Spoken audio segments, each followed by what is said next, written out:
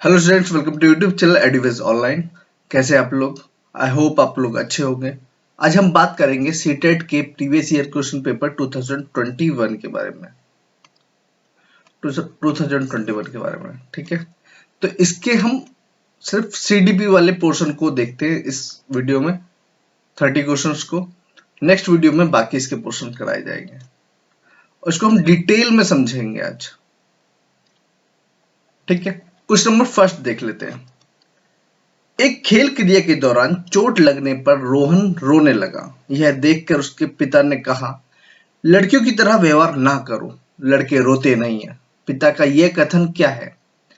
लैंगिक रूढ़िवादिताओं को दर्शाता है, लैंगिक रूढ़िवादिताओं को चुनौती देता है, लैंगिक रूढ़ि भेदभाव को कम करता है, या लैंगिक समानता को बढ़ाता है। तो सिंपल है, इसका आंसर है लैंगिक रूढ़िवादिताओं को दर्शाता है, क्योंकि ये रूढ़िवादी सोच ही है कि लड़कों को दर्द नहीं होता है। आप समझ सकते हैं जो भी चीजें हैं, ठीक है। जबकि यहाँ पर समानता दिखानी चाहिए। आजकल किताबों में भी अब सिर्फ लड़की खाना नहीं बनाती है, बच्चे भी, लड़के भी काम करते हैं। देखिए नेक्स्ट क्वेश्चन देखिए। एक प्रगतिशील कक्षा में क्या चीज होनी चाहिए? अध्यापक को अटल पाठ्यक्रम का पालन करना चाहिए, विद्यार्थियों में प्रतिस्पर्धा पर बल देना चाहिए, ज्ञान की संरचना के लिए प्रचुर मौके प्रदान करना चाहिए। बिल्कुल ये वाला सही है। देखिए आपका ये वाला आपका सही है, ज्ञान की संरचना के लिए प्रचुर मौके देने चाहिए।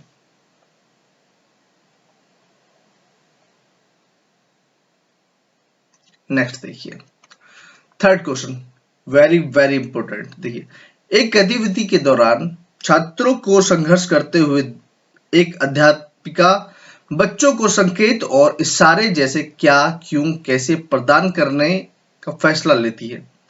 लेव वाइगोत्स्की के सिद्धांत के अनुसार अध्यापिका की यह योजना क्या कहलाएगी? बच्चों को अधिगम के लिए अनुप्रेरित निष्प्रेरित करेगी, अधिगम के लिए पाड़ आधारभूत संरचना का काम करेगी, छात्रों में प्रत्याहार निकास प्रवृत्तियां पैदा करेगी। देखिए इसका आंसर है बी, अधिगम के लिए पाड़ आधारभूत संरचना का काम करेगी। अब देखिए लेव वाइगोत्स्की ने क्या है, ये लेव वाइगोत्स्की सोवियत संघ के मनोवैज्ञानिक थे। इन्होंने सामाजिक सांस्कृतिक सिद्धांत का प्रतिपादन किया है। क्या? नंबर 1 पहला क्या है, इन्होंने सोशियो कल्चरल, ठीक है, प्रिंसिपल का थ्योरी जो है इसका प्रतिपादन किया है इन्होंने। इसमें बताया इन्होंने कि जो बच्चा है उसका सामाजिक और सांस्कृतिक जितनी भी चीजें रहेंगी उसके आसपास की, उन चीजों से उनके विचार अलग अलग होंगे। अलग, कोई हरियाणा में रह रहा है, कोई उत्तर प्रदेश में रह रहा है, कोई केरल में रह रहा है, अलग अलग लोगों के अलग अलग विचार होंगे और उनकी सोच भी अलग अलग होगी, ठीक। सेकंड सेकंड इन्होंने दिया था ZPD, zone of proximal development. इसका सिद्धांत दिया था। इन्होंने कहा था कि एक बच्चे का जो वास्तविक विकास है,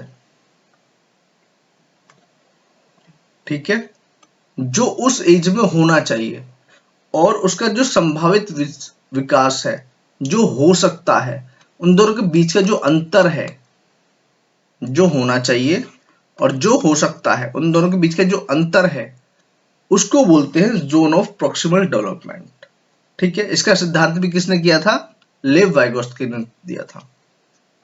नेक्स्ट चले, क्वेश्चन नंबर 4 देख लीजिए।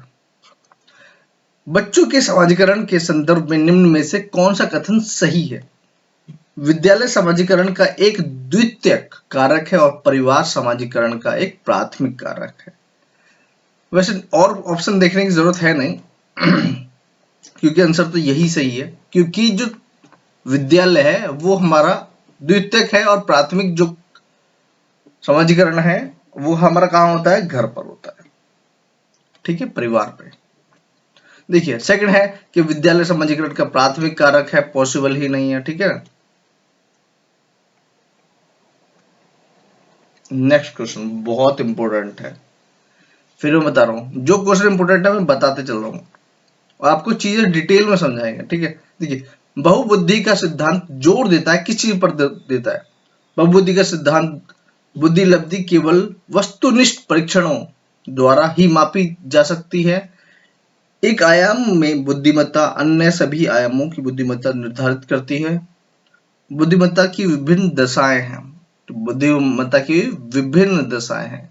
एक आयाम की बुद्धिमत्ता सभी बुद्धिमत्ता को निर्धारित नहीं कर सकती है, आपको भी पता है। अब देखिए, ये तो मैंने बता दिया, लेकिन मेन बात क्या है? बहुबुद्धि का सिद्धांत दिया किसने है? थॉर्नडाइक ने दिया था। किसने दिया था? थॉर्नडाइक ने दिया था, ठीक है। इसके ऊपर वैसे मैं डिटेल में वीडियो समझाऊंगा जितने भी बुद्धि के सिद्धांत है, लेकिन अभी हम क्या क्या देख लेते हैं। देखिए, पहला, एकल बुद्धि का सिद्धांत किसने दिया था? अल्फ्रेड बिने ने। एकल बुद्धि सिद्धांत किसने दिया था? अल्फ्रेड बिने ने, ठीक है।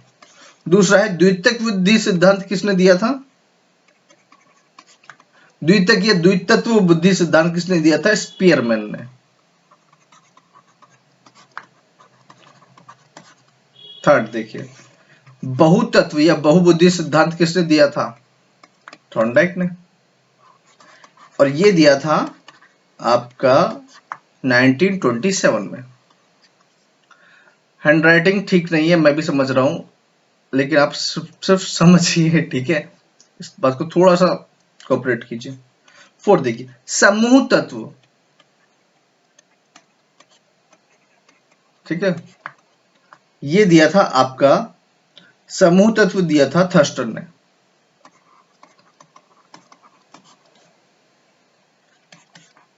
एक आधा त्रियामी सिद्धांत दिया था गिलफोर्ड ने। इसके प्रतिपादक कौन थे? गिलफोर्ड थे। नेक्स्ट, पदानुक्रम सिद्धांत दिया था बर्न और बर्न ने, और प्रतिदर्श सिद्धांत दिया था थॉमसन ने, ठीक है।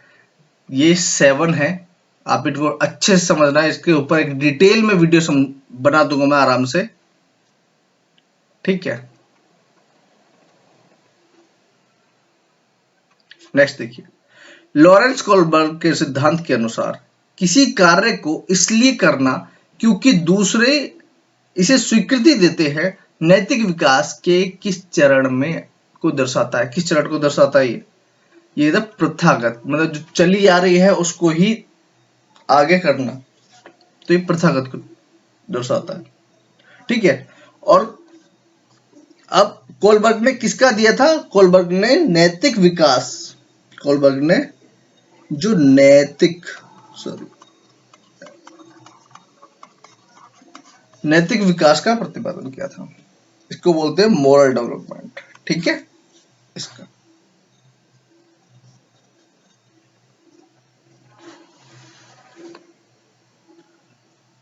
नेक्स्ट क्वेश्चन देखिए, क्वेश्चन नंबर 7। ये लेव वाइगोत्स्की का सामाजिक सांस्कृतिक, देखिए अभी आया था ना, मैंने अभी बोला था आपको थोड़ी देर पहले कि लेव वाइगोत्स्की का क्या कौन सिद्धांत था? सामाजिक सांस्कृतिक। कौन कौन सा दिया था इन्होंने? सोशियो कल्चरल,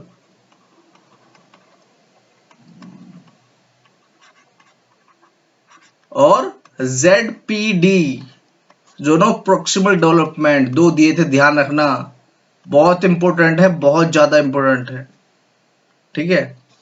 तो प्रक्रिया में कौन सा, तो क्या आएगा? सांस्कृतिक उपकरणों का, ठीक है। नेक्स्ट क्वेश्चन देखिए, क्वेश्चन नंबर 8। जीन पियाजे अपने संज्ञानात्मक विकास के सिद्धांत में संज्ञानात्मक संरचनाओं को किसके रूप में वर्णित करते हैं? तो जीन पियाजे जो थे, इन्होंने क्या किया है? तो इसको ये स्कीमा के रूप में वर्णित करते हैं। इसके रूप में, अब आपको समझाता हूं मैं स्कीमा होती क्या है, ठीक है। बालक के मस्तिष्क में जो चीजें पहले से जमा होती हैं और बालक पहले से मस्तिष्क में उपस्थित चीजों का उपयोग करके किसी विषय वस्तु को के प्रति एक धारणा बनाता है। मतलब जो चीज, अब देखिए बताता हूं इसके बारे में। बच्चे ने गाड़ी देखी, उसके 4 पहिए हैं, ठीक है। कोई और उसने बाई चांस कार देखी और उसने ट्रक भी देखा, तो उसको क्या समझ में आएगा, ये भी क्या है, ये भी गाड़ी है, ठीक है। तो उसने क्या किया उस चीज से, या फिर पहले उसने कौवा देखा, उसने कबूतर देखा, अब क्या वो भी पक्षी है तो वो भी पक्षी है, तो उसने क्या किया, इंटरलेट किया। समझ रहे हो मेरी बात को? तो ये किस में आएगा, ये स्कीमा में आएगा।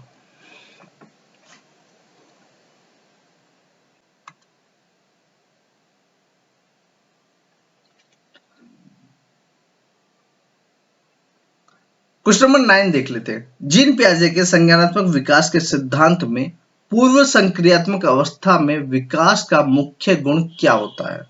अब यहां पर क्या है, जीन पियाजे के संज्ञानात्मक विकास के मुख्य सिद्धांत। देखिए, पूर्व संक्रियात्मक अवस्था, क्या बोलो, प्री ऑपरेशनल स्टेज में विकास का मुख्य गुण क्या होता है? इसमें होता है सोच का केंद्रीकरण। अब देखिए, जीन पियाजे ने क्या क्या इंपॉर्टेंट चीजें दी हैं, इसमें बताया इन्होंने, कैटेगराइज क्या किया। पहला होता है संवेदीगामक अवस्था। क्या होता है? संवेदीगामक अवस्था, ठीक है। ये कौन से 0 से 2 साल तक होती है संवेदीगामक, ठीक। दूसरी होती है पूर्व संक्रियात्मक, ये वाली पूर्व संक्रियात्मक,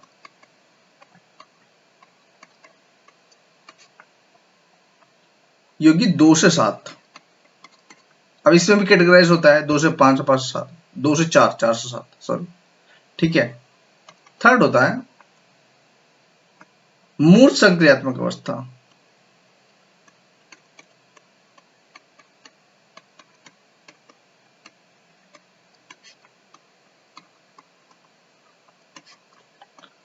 ये होती है 7 से 11,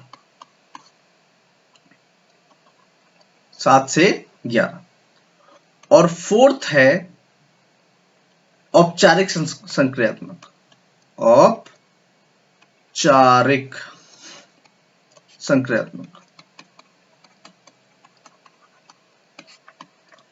ये तो 11 से 15, ठीक है। कौन कौन सा बताया मैंने? संवेदीगामक अवस्था, पूर्व संक्रियात्मक अवस्था, मूर्त संक्रियात्मक अवस्था और औपचारिक संक्रियात्मक अवस्था। ये मेन कैटेगराइज कर दिए गए हैं। तो पूर्व संक्रियात्मक अवस्था में विकास का क्या है मुख्य रूप? सोच का केंद्रीकरण, ठीक है। इसको बहुत अच्छे से ध्यान में रखना। मैं सारी चीजें डिटेल में इसलिए समझा रहा हूं ताकि आपको सिर्फ क्वेश्चन का आंसर ना मिले, आपको थोड़ा समझ में आए एक्चुअल में, अगर इससे रिलेटेड कोई भी क्वेश्चन आता है तो आप कर पाओ, ठीक है। नेक्स्ट क्वेश्चन देख लेते हैं। नेक्स्ट क्वेश्चन है, विकास के संदर्भ में निम्न में से कौन सा कथन सही है? विकास की दर सभी संस्कृतियों में सभी के लिए समान होती है। विकास केवल विद्यालय में होने वाले अधिगम से ही होता है। विकास केवल बाल्यावस्था के दौरान ही होता है। विकास बहुआयामी है। तो सिंपल सी बात है, विकास बहुआयामी है। Development is multi dimensional. अब देखिए क्वेश्चन नंबर 11 देख लेते हैं। जन्म से किशोर अवस्था तक बच्चों में विकास किस क्रम में होता है? अब ये देखिए, पहले अभी मैंने देखो यहां पर अभी बताया मैंने, संवेदीगामक, पूर्व संक्रियात्मक, मूल संक्रियात्मक, ठीक है। अब देखिए यहां पर थोड़ा सा अब आधा नीचे, तो सबसे पहले क्या होगा? सबसे पहले क्या होगा? संवेदीगामक, मूर्त, और उसके बाद अमूर्त आएगा। यही तो आता है, देखो अब देख लेना आप, ठीक है। आप वीडियो में पीछे जाके देख सकते हो। तो पहले संवेदीगामक आता है, फिर मूर्त चीजों आता है। भाई देखिए, पहले बच्चे इमोशंस को समझेंगे, फिर चीजों को देख के समझेंगे, उसके बाद अमूर्त चीजों को, ठीक है ना, जिसको हम एब्स्ट्रैक्ट बोलते हैं, उन चीजों को समझते हैं।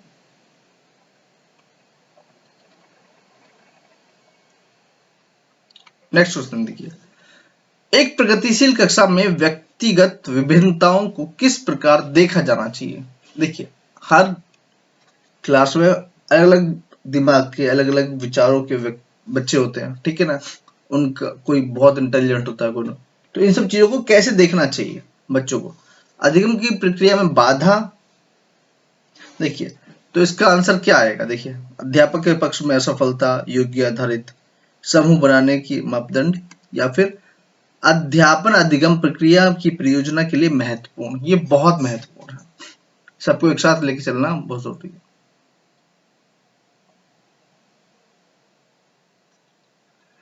नेक्स्ट देखिए, क्वेश्चन नंबर 13, एक समावेशी कक्षा में किस चीज पर जोर होना चाहिए।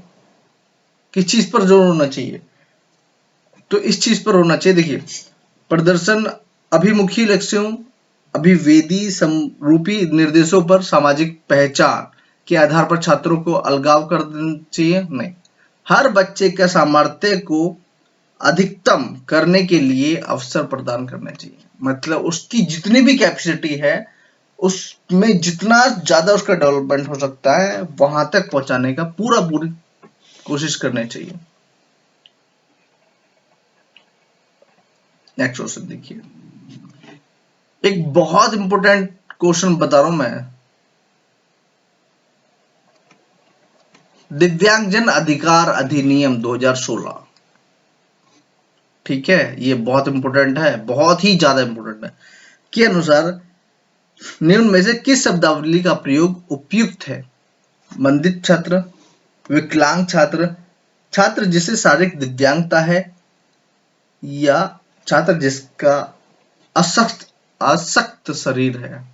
तो इसका आंसर आएगा दिव्यांगता है, दिव्यांग जिसको प्राप्त है, ठीक है। दिव्यांग मतलब जिस बच्चे के साथ कोई दिक्कत है उसको दिव्यांग बोला जाएगा, ना कि विकलांग वगैरह कुछ भी बोला जाता है। तो उस बात को बहुत अच्छे से ध्यान रखना।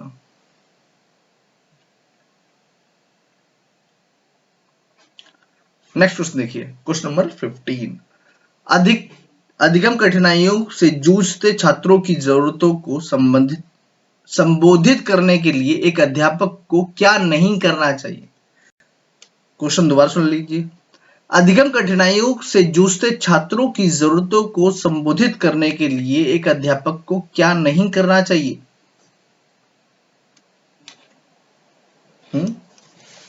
बताओगे आपको। देखिए, क्वेश्चन खुद देखिए, दृश्य श्रव्य सामग्रियों का इस्तेमाल, संरचनात्मक शिक्षा, शास्त्रीय उपागमों का इस्तेमाल, व्यक्तिगत शैक्षिक योजना बनाना, या शिक्षा शास्त्र और आकलन की जटिल संरचनाओं का प्रयोग करना।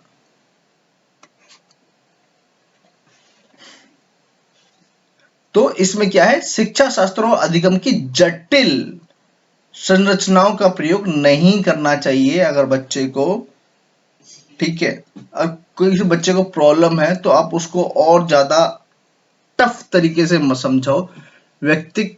व्यक्तिगत शैक्षिक योजना आप दे सकते हो, कोई क्रिएटिव शिक्षा शास्त्रीय उपागम का इस्तेमाल कर सकते हो, दृश्य श्रव्य सामग्री का इस्तेमाल कर सकते हो, ठीक है, लेकिन उसको बहुत ज्यादा टफ नहीं बना देना चाहिए। क्वेश्चन नंबर 16 देखिए, सृजनात्मकता की पहचान का प्रमुख लक्ष्य क्या है। क्रिएटिविटी जो होती है उसका मेन मोटिव क्या होता है, फीचर ऑफ क्रिएटिविटी बताइए। अब इसका है, देखिए, कम परिज्ञानता या बोधगम्यता या अपसारी चिंतन। तो इसका आंसर आएगा अपसारी चिंतन। अब बात आती है, अब देखिए इसमें भी दो चीजें होती है, ध्यान रखना, एक अपसारी चिंतन, ठीक है, और दूसरा होता है, बताइए आप खुद बताइए, आपको भी पता होगा, अभिसारी चिंतन, ठीक है। अब अपसारी चिंतन क्या होता है, जब किसी व्यक्ति को चिंतन के अनेक विकल्प और विचारों को अलग अलग दिशाओं में फैलाने का अवसर दिया जाता है। ठीक है, मतलब आप कोई भी चीज अपने तरीके से सोच सकते हो कि इसको इस तरीके से भी कर सकते हैं, किसी चीज को आप अलग अलग तरीके से करने के आप दिमाग में सोच सकते हो उसके बारे में। ठीक है, लेकिन अभिसारी चिंतन क्या होता है कि जी आपको पता है कि फॉर्मूला क्या होता है, ए प्लस बी का होल स्क्वायर क्या होता है, A square plus 2b plus B square. तो भाई बस इतना ही पता है, यहीं पर बात खत्म, इससे ऊपर कुछ नहीं है। तो ये क्या है, आपकी सोच को एकदम एक ही लेवल में, इसमें क्या आप क्रिएटिव करोगे, समझ रहे हो ना मेरी बात को। तो ये अलग है, आप इसमें अपने दिमाग को चारों तरफ नहीं दौड़ा सकते, लेकिन इसमें आप दौड़ा सकते हो। जैसे जब आपके पास क्वेश्चन आते हैं तो क्या बोलते हो आप, जब मैथ्स का आता है तो अरे यार क्या इसमें क्या हम अलग से कर सकते हैं। लेकिन जो आप एक्सप्लेन करते हो, सोशल स्टडी का पेपर होता है या फिर हिंदी का पेपर होता है, ये कहानी वगैरह, तो आप बहुत डिटेल में आप खुद एक्सप्लेन कर सकते हो उस चीज को और बढ़ा सकते हो, अपने दिमाग से कुछ भी लिख सकते हो। नेक्स्ट क्वेश्चन देखिए। नेक्स्ट क्वेश्चन है, विविध पृष्ठभूमियों के अधिगमकर्ताओं को संबोधित करने हेतु एक अध्यापक को क्या चीज करनी चाहिए। देखिए, विविधता संबंधी मुद्दों पर बातचीत टालनी चाहिए, विविध विन्यासों से उदाहरण लेने चाहिए, सभी के लिए मानकीकृत आंकड़ों का इस्तेमाल करना चाहिए, ऐसे कथनों का इस्तेमाल करना चाहिए जो नकारात्मक रूढ़िबद्ध धारणाओं को मजबूत करें। देखिए, अब पहले क्वेश्चन देखिए, अधिगमकर्ताओं को संबोधित, ठीक है, मतलब बच्चे क्या करना चाहिए, तो विविध विन्यासों का उदाहरण लेने चाहिए। विविध विन्यास, draw explain from diverse setting, अलग अलग जगह से काम करना चाहिए। नेक्स्ट क्वेश्चन देखिए। नेक्स्ट क्वेश्चन है, समस्या समाधान क्षमताओं को किस प्रकार सुसाध्य किया जा सकता है। ठीक है, मतलब और अच्छे से किया जा सकता है। तो इसके लिए क्या करना चाहिए, हमें करना चाहिए समरूपों के इस्तेमाल को बढ़ावा देना चाहिए, मतलब एनालॉग्स, एक जैसी चीज है। अब कोई एक बार प्रॉब्लम आ गई, उसको बार बार उसके जैसी चीजें जब बार बार आएंगी तो बच्चा उसको टैकल करना सीख जाएगा।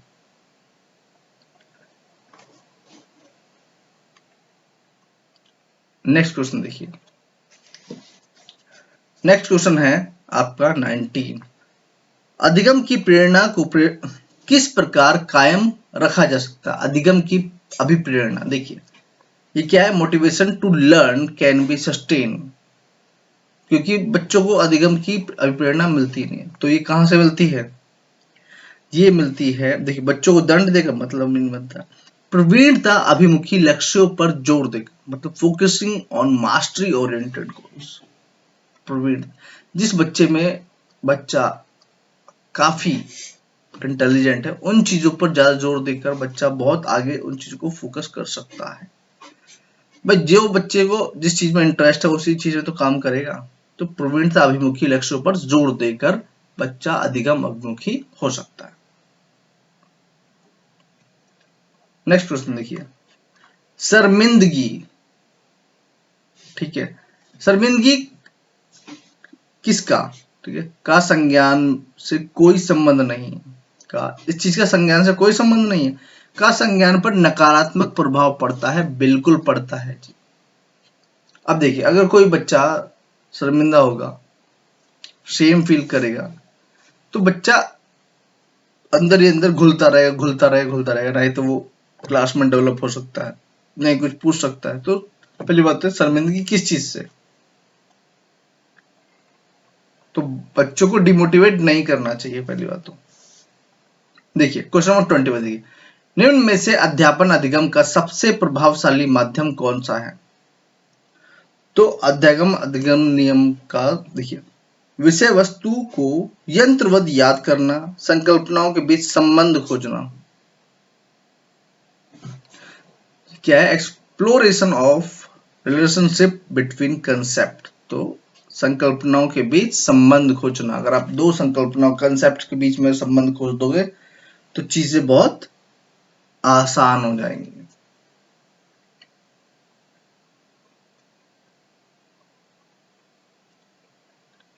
क्वेश्चन नंबर 22 देखिए, क्वेश्चन नंबर 22 है, एक अध्यापिका को दिए गए किसी कार्यकलाप में छात्रों की विभिन्न त्रुटियों का विश्लेषण करना चाहिए। क्या बोल रहा हूं मैं?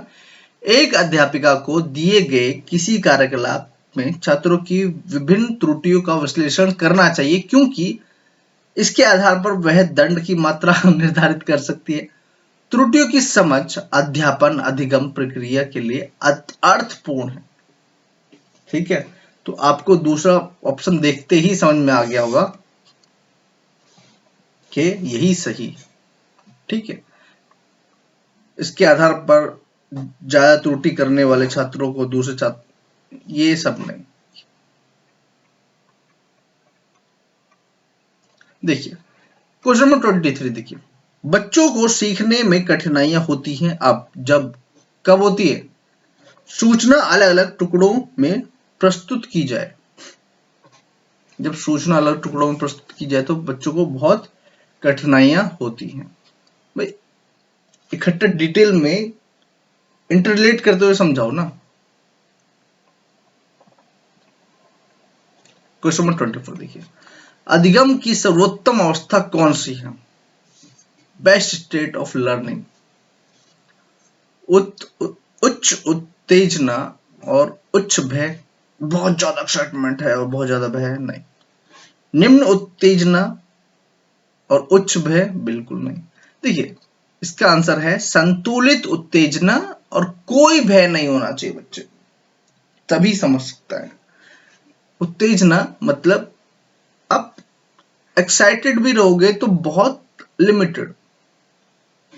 ठीक है, हर चीज समझने की, ये नहीं कि बहुत ज्यादा है और बार बार हाँ है तो डिस्टर्ब होगा उस चीज से। और भय नहीं होना चाहिए, तभी वो बहुत अच्छे समझ सकता है। क्वेश्चन नंबर 25 देखिए, अधिगम का संरचनात्मक विचार यह सुझाव देता है कि ज्ञान की संरचना में क्या चीज होनी चाहिए? बच्चों की कोई भूमिका नहीं होनी चाहिए, बच्चे पूर्ण रूप से वयस्कों पर निर्भर होने चाहिए, बच्चे सक्रिय भूमिका निभाते हैं, बिल्कुल निभाते हैं जी। बच्चे पूर्ण रूप से पाठ्य पुस्तकों पर निर्भर होते नहीं, बच्चे सक्रिय भूमिका निभाते हैं। भाई इंटरलेट ही तो करते हैं हम, बच्चों से जो बात करें इंटरेक्ट करते हैं तभी तो चीजों को समझते हैं। देखिए क्वेश्चन नंबर 26 देखिए, अधिगम के लिए इनमें से कौन सी धारणा उपयुक्त है? योग्यता सुधार्य है, योग्यता अटल है, तो योग्यता जो है वो इम्प्रूवेबल है, बार इम्प्रूव होती रहती है। योग्यता जो एबिलिटी आप बढ़ा सकते हो। क्वेश्चन नंबर 27 देखिए, निम्न में से कौन सी परिपाटी, परिपाटी मतलब आप कंसेप्चुअल बोल सकते हैं, अर्थ विद्यार्थियों में संकल्पनात्मक समझ को बढ़ोतरी करने में सहायक है? निम्न में से कौन सी परिपाटी विद्यार्थियों में संकल्पनात्मक समझ को बढ़ोतरी करने में सहायक है? तो ये क्या है? प्रतिस्पर्धा आधारित प्रतिस्पर्धाएं, पाठ्य पुस्तक केंद्रित शिक्षा शास्त्र, बराबर परीक्षाएं, या अन्वेषण और संवाद? बताइए। तो इसका आंसर है अन्वेषण और संवाद, इंक्वायरी और डायलॉग। इन चीजों से क्या होगा कि विद्यार्थियों की संकल्पनाएं समझ में बढ़ोतरी होगी। भाई इसलिए तो डिबेट वगैरह होती है और संवाद करना चाहिए बच्चों के साथ।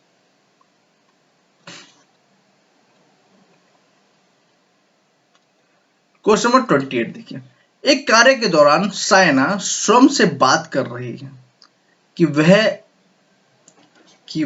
कार्य पर किस प्रकार प्रगति कर सकती है। लेव वाइगोत्स्की की भाषा और चिंतन सोच के बारे में दिए गए विचारों के अनुसार इस तरह के व्यक्तिगत वाक को क्या दर्शाता, क्या यह है स्वनियम, सेल्फ रेगुलेशन, बहुत जरूरी है। तो यहां पर क्या देखिए, यहां पर बढ़िया लेव वाइगोत्स्की के, बहुत इंपॉर्टेंट है ध्यान रखना, कि भाषा चिंतन के लेव वाइगोत्स्की ने।